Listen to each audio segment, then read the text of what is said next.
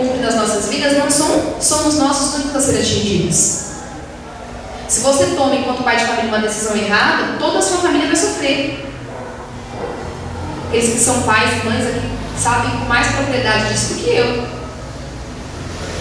Se você resolve tomar uma postura de sair do seu trabalho e você tem 18, 19 anos, a consequência vai ser uma. Agora, se você é pai de família e tem algumas bocas para sustentar, as consequências são outras. E nós precisamos entender que no meio de uma batalha, a postura que nós tomamos de ir até o fim. Eu tinha essa mania de começar um curso e terminar na metade. Tudo que eu fazia, eu parava na metade. E aí, quando eu terminei o sermão, eu falei, não, agora eu entendi que eu consigo ir até o fim das coisas. E agora, graças a Deus. Mas como é que você vai vencer uma batalha se você parar no meio dela? Se quando te oferecerem os manjares, e olha que os manjares não vão ser pão com ovo frito. Embora eu sou fã, né? Adoro pão. Se vocês quiserem convidar irmãos para a casa de vocês comer um pão com ovo, eu estou aqui disposta. As minhas escolhas e as minhas decisões não afetam só a mim. Então esse é o primeiro ponto. Eu preciso entender, buscar a presença de Deus no meio da batalha, ir até o fim e ouvir o que Deus está dizendo. Por isso o jejum e a oração. Eu converso com Deus, eu me consagro a Deus para que eu ouça, para que eu possa discernir aquilo que Ele tem para mim.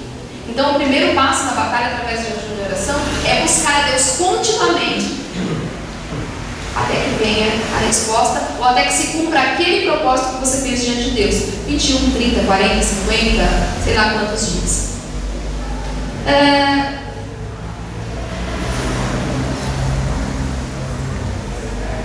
Tem aqui um outro texto, eu coloquei Daniel 10, eu acabei colocando o versículo. Ele vai dizer o seguinte: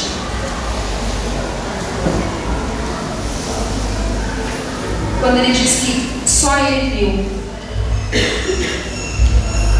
no versículo 7, diz assim, ó: só eu, Daniel, tive aquela visão, os homens que estavam comigo nada viram, não obstante, caíram sobre eles grande tremor e fugiram e se esconderam. Existiam várias pessoas ali com Daniel, mas Deus queria falar com quem? Quem foi que se consagrou para que Deus desse a visão? Foram os magos? Quem é que se consagrou? Você está atento para ouvir o que Deus diz. E Deus enviou um anjo ali para falar com Daniel. E aí agora eu vou pegar um pouquinho pesado. Às vezes nós estamos batendo papo na hora da pregação e o anjo de Deus, não estou dizendo uma figura, né, no sentido figurado, estou dizendo no sentido figurado, não o anjo com asas, né? Quem são os anjos, como nós aprendemos com Josafá aqui na segunda-feira? São seres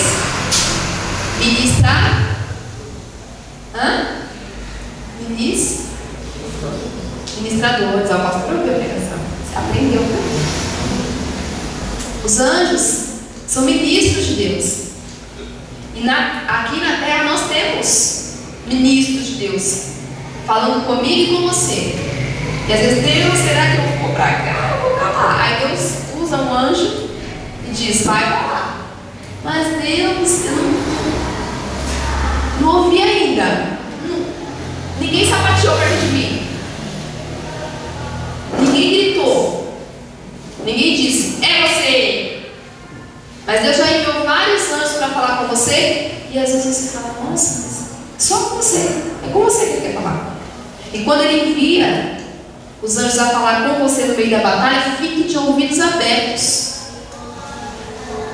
Nós estamos buscando algumas respostas de Deus, irmãos. E eu ainda não vou falar algumas coisas porque na minha vida estão para acontecer algumas.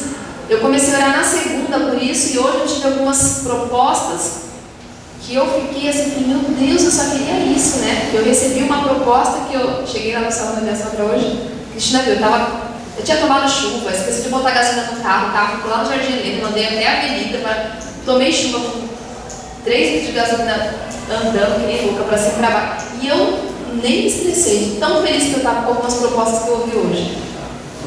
E eu comecei a orar na segunda-feira. E os anjos ministradores de Deus têm falado comigo através da palavra, através dos louvores. Mas se eu não abrir os meus ouvidos no meio da batalha, eu não vou ser como Daniel, que vou ouvir falando comigo. Ah, mas eu saí do culto e ninguém falou assim, nossa, a pregação foi que falou comigo. Mas Deus se importa com o teu irmão nesse momento, não se importa com você. Não pegue a pá e joga para ele. Traz com a enxada. Às vezes nós não queremos ouvir o que Deus está dizendo, o que Deus está gritando. Mas comece a abrir os teus ouvidos para homens e mulheres que são sérios da parte de Deus, que têm sido usados como anjos enviados do Senhor para responder a tua oração. Ou você ainda está esperando, como aquela velha história, né? Estava lá se afogando, subiu no telhado. Ai, Deus, manda alguém para me salvar, e manda um bote, manda tudo, e manda até o helicóptero, morre, chega no céu. E aí, Deus? Filho, eu mandei até o helicóptero. Desde o bote, salvar-me do helicóptero. Você não quis? E aí, quando nós perdemos a batalha, nós vamos diante de Deus. Deus, eu enviei anjos para falar com você, dizendo o que estava acontecendo. E nós achamos às vezes que são coincidências. Ah, meu irmão deve saber da minha vida, por isso que ele veio falar. Quem foi que te contou? Fala aí, irmão. Quem te contou? Nossa, que povo fofoqueiro, já foram falar da minha vida. E às vezes é Deus ali gritando, e nós não abrimos os ouvidos. Então, outra coisa, a segunda coisa a nós fazemos é: Deus envia os seus anjos para nos responder. Às vezes só nós nos sentiremos aí no nosso cantinho, mas é com você que Deus quer tratar no particular. Então eu preciso estar atento. Segunda coisa, eu preciso estar atento para que os enviados de Deus tragam as respostas e eu ouça e tenha discernimento que é importante de Deus, porque isso é muito importante. Não é tudo que falarem para você. Por isso, jejuar em meio à batalha, você vai ter discernimento do que é Deus e do que não é. Daniel 10:11 diz assim: e me disse Daniel, homem muito amado, está atento às minhas palavras que eu vou te dizer. Levanta-te, porque eis que te sou enviado. Ao falar ele comigo esta palavra, eu me pus em pé tremendo. Às vezes, batendo um pouquinho no ponto que eu estava falando lá, mas deixando de maneira mais clara, às vezes nós perdemos, sabe o que? O nosso temor da palavra de Deus. Nós ouvimos a palavra como quem ouve uma cantiga de roda. Nós ouvimos a pregação como quem ouve uma piada. E eu percebi isso ontem, na escola, quando eu estava trabalhando de manhã e nós estávamos em reunião. E aí deram um texto e eu falei, nossa, que texto é esse que eu não conheço? E aí no final estava lá, William Shakespeare. Nossa, esse cara deve ser muito crente, né? Porque olha o cara que está falando, tudo pautado na palavra. E aí em seguida encerrei a nossa reunião na pedagógica, pedi licença para a diretora e falei sobre uma historinha que nós aprendemos no sítio do porco espinho, que um precisa do outro. E aí fechei, peguei a oportunidade já, a palavra de Deus no final, né? Deu oportunidade, eu estou falando. E aí, quando eu acabei de falar sobre o que a palavra disse, sobre a questão da comunhão e tal, do perdão, aí quando eu olhei a cara do povo, estava todo mundo com uma cara meio de choro assim, e as meninas começaram a rir, as que são cristãs que estão do meu lado, né? Você vai pregar sexta-feira, a gente estava conversando, né? Você vai pregar sexta-feira, não é para ficar pregando aqui na escola, brincando, né? E às vezes, amados, nós não levamos com seriedade a palavra de Deus. Existem pessoas que estão fora das quatro paredes do templo e às vezes têm mais temor da palavra de Deus do que nós. Nós estamos muito acostumados a ouvir a palavra de Deus o tempo todo, às vezes não damos o valor que ela merece. No meio da batalha é importante ter seriedade e temor com a palavra de Deus através dos anjos, dos ministros dele. Nós temos que levar mais a sério aquilo que é pregado, aquilo que é dito aos nossos corações. Daniel 10:14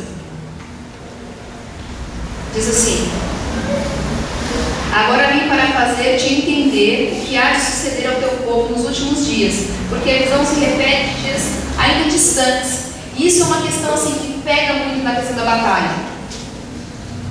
Deus, você não vai mais esperar, o Senhor vai dizer se sim, se não, se...